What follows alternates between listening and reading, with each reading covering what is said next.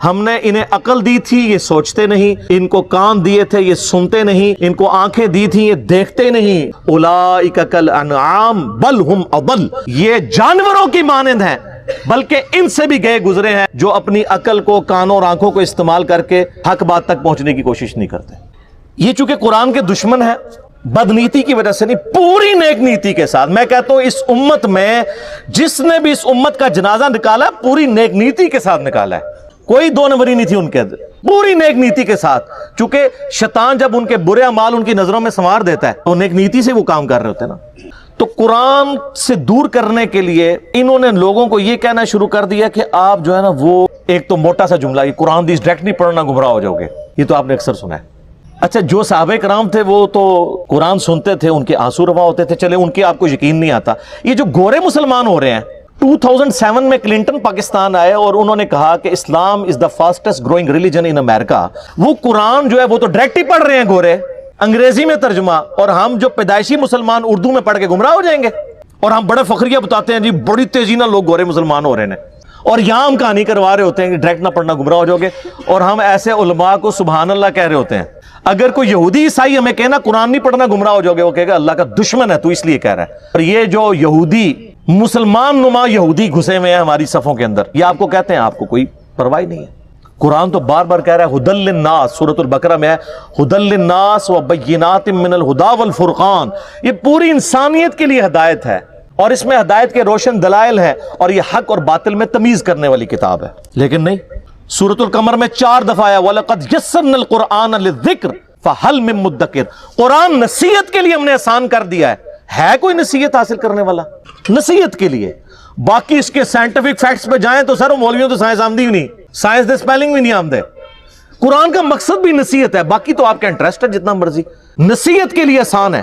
لیکن وہ فضائل اعمال میں لکھا ہوا سر کہ جی قرآن کی تفسیر کے لیے 15 علوم چاہیے، یہ آپ کو دور کر رہے ہیں قرآن سے غیر محسوس طریقے۔ اور انہوں نے کہا کہ جی 14 کے تو نام گنوائے، انہوں نے کہا 14 تو آپ حاصل کر لیں گے، 15واں جو ہے وہ بھی ہے، وہ بھی کہتے ہیں جو گاڈ گفٹڈ ہو، وہ خاص لوگوں کو ہی ملتا ہے، تاکہ آپ 14 حاصل بھی کریں، کہیں گے 15واں تو کوئی نہیں نا، وہ تو وہ بھی ہے۔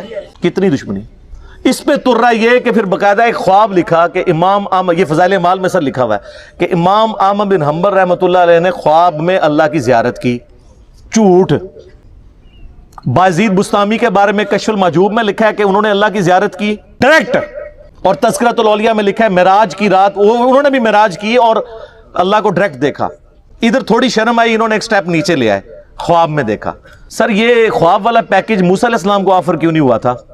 سورۃ الاعراف کی آیت نمبر 143 ہے، حضرت موسیٰ علیہ السلام اللہ کے لاڈلے ترین 5 پیغمبروں میں سے ہیں، اولو العزم پیغمبروں میں سے ایک، کہہ رہے ہیں یا اللہ تجھے دیکھنا چاہتا ہوں۔ اللہ نے فرمایا تو نہیں مجھے دیکھ سکتا، بلکہ پہاڑ کی طرف دیکھ، اگر یہ قائم رہا تو سمجھ لینا تو بھی دیکھ سکتا ہے۔ اور وہ جل کر راکھ ہو گیا پہاڑ، اور موسیٰ علیہ السلام انڈائریکٹلی اس کے ایفیکٹ کی وجہ سے بے ہوش ہو گئے۔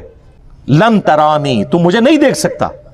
تو اللہ تعالیٰ کہہ سکتا تھا کہ بعد میں نے احمد بن حنبل کو خواب میں زیارت کرانی ہے، تو موسیٰ پھر خواب والا پیکج، میں کہتا ہوں آج بھی کہتا ہوں موسیٰ علیہ السلام کو خواب والا پیکج آفر ہوتا نا وہ لے لیتے۔ ہمارے محبوب صلی اللہ علیہ وآلہ وسلم کو خواب میں زیارت ہوئی ہے، جامعہ ترمذی میں حدیث ہے، بڑی لمبی حدیث ہے، جس میں وہ نبی علیہ السلام کی دعا ہے اللہم انی اسألک فعل الخیرات وترک المنکرات۔ مشکات میں اس کا انٹرنیشنل نمبر ہے 748، جامعہ ترمذی کے حوالے سے۔ یہ پروٹوکول کسی کا نہیں ہمارے محبوب صلی اللہ علیہ وآلہ وسلم کے سوا۔ تو کہتے ہیں جی احمد بن حنبل نے خواب میں اللہ کو دیکھا تو اللہ تعالیٰ سے کہا یا اللہ میں تیرا قرب حاصل کرنا چاہتا ہوں، تو اس کے لیے سب سے بہترین ذریعہ کیا ہے؟ تو اللہ نے فرمایا میرا کلام۔ بالکل ٹھیک ہے، ہم بھی یہی کہتے ہیں، لیکن اگر کہانی شروع ہونے لگی ہے تو احمد بن حنبل نے کہا کہ یا اللہ سمجھ کے یا بغیر سمجھ کے؟ ہائے ہائے، احمد بن حنبل میرا خیال ہے انہوں نے باقاعدہ ٹریننگ کی تھی اسی کہ کل اسی کہانی کرانی ہے، کل ہم نے کہانی کرانی ہے، آپ ذرا یہ بھی پوچھ لیں۔ یہ لکھا ہوا ہے بھائی، اور پوچھ رہے کس سے؟ اللہ سے، جس نے سمجھ کے لیے پیغمبر بھیجا، ساتھ سب کچھ سمجھایا۔ وہ اس اللہ سے کسی کی جرأت ہے یہ پوچھ لے کہ سمجھ کے کہ بغیر سمجھ کے؟ تو اللہ نے جواب دیا خواہ سمجھ کے خواہ بغیر سمجھ کے۔ استغفر اللہ واتوب الیہ۔ میں کہتا ہوں جی اس جھوٹے پر اللہ کی لعنت جس نے یہ خواب گھاڑ کر امام احمد بن حنبل کی طرف منسوب کیا۔ اور احمد بن حنبل کو تو یہ سمجھ بغیر سمجھ کہنے کی ضرورت نہیں تھی، ان کو ویسے ہی عربی آتی تھی کہانی۔ انہوں نے کہا احمد بن حنبل جو پنجابی پٹھان سندھی یا بلوچ سن، یہ ہے جناب بابوں نے جو آپ کو تعارف کروایا. اور سر آپ کتاب اللہ کھولیں تو سورہ صاد کی آیت نمبر 29 ہے. کتاب انزلناہ الیک مبارک، یہ وہ مبارک کتاب ہے جو ہم نے محبوب صلی اللہ علیہ وآلہ وسلم آپ کی طرف نازل کی ہے. لیدبروا آیاتہ، تاکہ لوگ اس کی آیات میں تدبر کریں اور نصیحت حاصل کریں اس سے عقل والے. اچھا یہ آپ بتائیں گے نا لوگوں کو تو یہ اگلی کہانی کرائیں گے. دیکھیں اس میں لکھا ہے عقل والے نصیحت حاصل کریں، تو ہر کوئی تو عقل والا نہیں ہے. اچھا جی تو تسی روٹی جڑی ہے ناکرا کھاندے ہو، عقل تو ہر بندے کو ہے میرے بھائی. جب قرآن کہتا ہے کہ عقل والے، تو اللہ تعالیٰ اس سے مراد لیتا ہے ادر دین مجذوب اور کلندر اور مجنون. تو کوئی بھی نہیں ہے ان میں سے، ہم میں سے کوئی ہے مجنون، کلندر یا مجذوب، چلا پاگل؟ وہ صحیح بخاری میں تعلیقاً روایت ہے، مولا علی کے قول ہے، امام بخاری چیپٹر کی ہیڈنگ میں لے کے ہیں. اور سنن ابن ماجہ میں مولا علی علیہ السلام نے نبی علیہ السلام سے یہ روایت کی ہے کہ 3 قسم کے لوگ ہیں جن سے اللہ نے شریعت کا قلم اٹھا لیا ہے: سویا ہوا شخص، اور نابالغ، اور تیسرا جو شخص پاگل ہے، جس کو آپ مجذوب کہہ لیں، مجنون کہہ لیں، کلندر کہہ لیں. اس کو عقل نہیں ہے، اس کی پوچھ نہیں ہے. باقی تو ہر بندہ عقل والا ہے. تو عقل والے سے مراد ہر وہ انسان جس کی عقل سلامت ہے، وہ پاگل نہیں ہوا. اور جو اپنی عقل کے ہوتے ہوئے اپنی عقل کو استعمال نہ کرے تو اس کو اللہ تعالیٰ نے قرآن میں کہا ہے یہ جانور سے بھی بدتر ہے.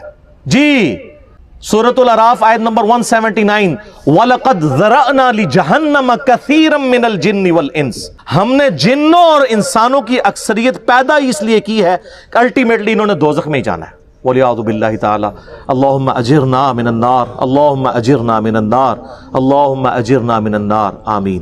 پھر اللہ تعالیٰ ساتھ ہی فرماتا ہے ہم نے انہیں عقل دی تھی یہ سوچتے نہیں، ان کو کان دیے تھے یہ سنتے نہیں، ان کو آنکھیں دی تھی یہ دیکھتے نہیں. عبرت والا دیکھنا.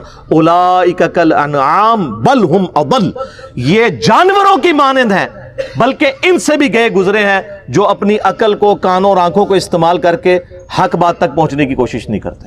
تو قرآن تو اس لیے نازل ہوا تھا، سمجھ کے پڑھو یا بغیر سمجھ کے، کڈی وڈی کہانی کرائی ہے. اور یہ فضائل اعمال شریف میں لکھی ہوئی ہے. چلو، اور وہ کوئی عام آدمی نہیں، باہر لکھا ہوا ہے شیخ المحدثین، استاذ العلماء. اور یہی تعلیمات ہیں جو صوفیاء نے شروع سے دی ہیں، اور ہم آپ کو رو رو کے بتا رہے ہیں کیا کہ مرنے سے پہلے اے مسلمان کر لے اس پہ غور.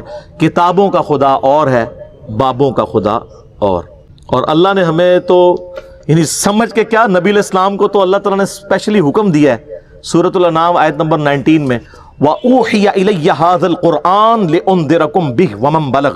اے نبی علیہ السلام فرما دیجئے قرآن اللہ نے مجھے اس لیے وحی کیا ہے تاکہ اس کے ذریعے میں تمہیں بھی ڈر سناؤں آخرت کا، اور جس تک اس کی دعوت پہنچ جائے اسی کتاب کے ذریعے ہدایت دے لوگوں کو. فضائل اعمال فضائل سنت یا کسی مولوی کی لکھی ہوئی کتاب سے نہیں، اللہ کی کتاب سے. پھر سورہ قاف کی آخری آیت ہے 45 نمبر، فذکر بالقرآن من یخاف وعید. اے نبی علیہ السلام اس قرآن کے ذریعے آپ لوگوں کو ڈر سنائیں آخرت کا، ہر اس شخص کو جو اللہ کی دھمکی سے ڈر جائے. تو سر پھر ہم کیوں نہ کہیں کہ کتابوں کا دین اور ہے اور بابوں کا دین اور.